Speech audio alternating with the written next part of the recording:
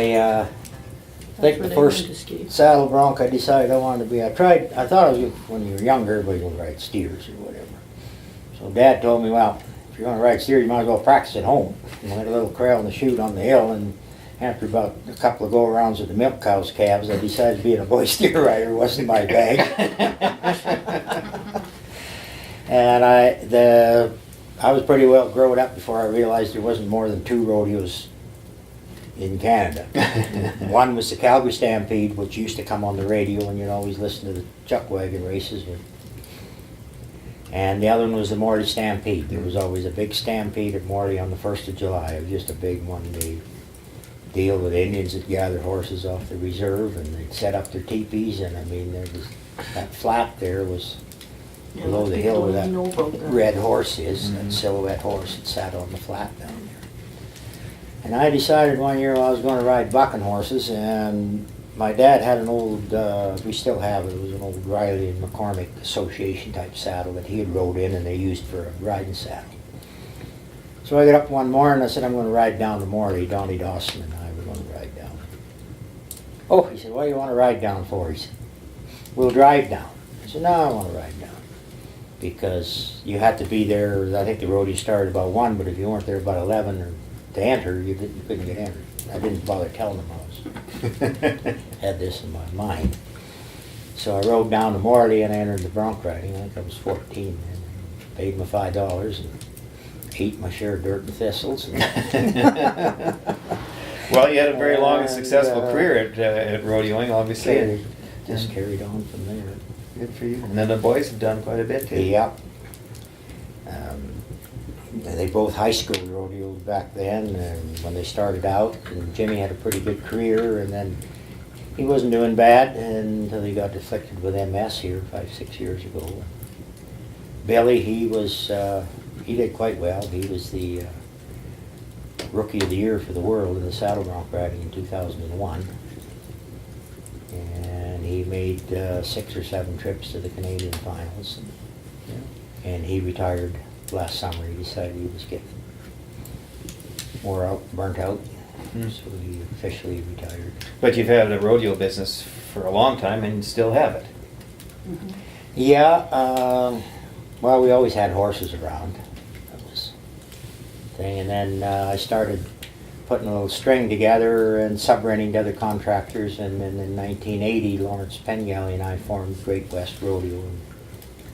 And then about 95, we went our separate ways. And yeah, for the last 35 years, that's basically what I've done for a living. Yeah.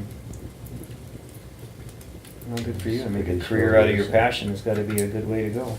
Yeah. I can still remember, I don't know, I guess I was about, I'll mention names, I don't give a darn, some are still alive, but anyway, difference, truth.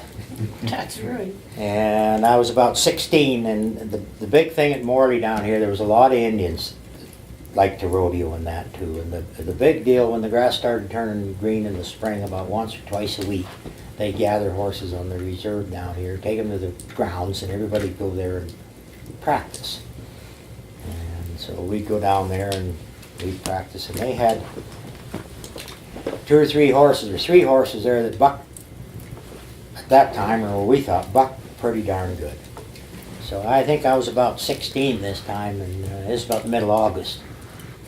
And we had no phones. I was working around the place here, and all of a sudden here comes this old car down the hill and into the yard, and it was Billy McLean. He was looking for me, and he said, Harry Vold has come to look at these 3 bucking horses that we've got. He said, but we haven't got anybody to get on them. He said, would you come down and get on them? So I thought, boy, that sounded like a pretty good deal to me. So Dad had an old 50 Chev Coot car. We get in that and we go down to Morley, and when we get down there, these horses are there, and this big old Cadillac car is sitting there, and Harry Vold's in it, and he's got Wayne Vold, Malcolm Jones, and Jack Phipps with him.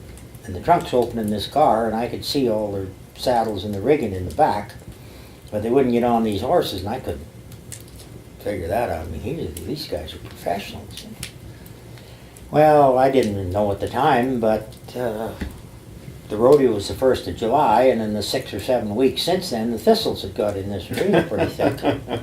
And they were about 2 or 3 feet high because they'd worked the arena up for the 1st of July rodeo. And the thistles were up about there, and the gophers were full of gopher holes too. And old Billy McLean had an old white horse he'd rope off of and pick up on, and that was the pickup horse. So I got on these horses, and the first 2 they didn't buck very much, and I got them rode. And the 3rd one came out, and boy did he buck me off.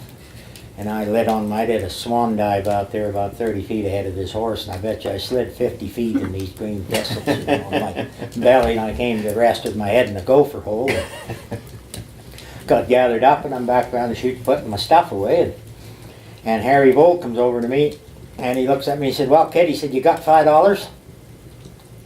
And I don't know, the look in my face must have spoke volumes, because I thought, I sure don't mind getting on somebody else's horses, but I didn't think I should have to pay for it. And I must have had it written on my face till Harry starts to laugh, and he said, "No, no, no, no." He said, "I want to give you $5 a head for getting on them, but all I got's a 20. Well, it so worked out Dad had the change, so he gave Harry the change for the 20, and Dad got 20, and Harry gave me this $15, and I put that in my pocket, and we head home. And at that time it was just a trail, a wagon trail up from Morley up through here into this place, thumping over the rocks and through the ruts. And Dad's poking up the long hill there in this old car, and once in a while I'd give up picking thistle stickers, because I had them all in my hands, my arms, and my belly, and squirt a few thistle stickers. And I'd stop every once in a while and run my hand down in that pocket and feel that $15. And I thought, you know, anytime some damn fool is willing to give me $5 to get on a horse that they don't want to get on, I am never going to see another poor day as long as I live. And I guess other than being broke most of the time, I never have.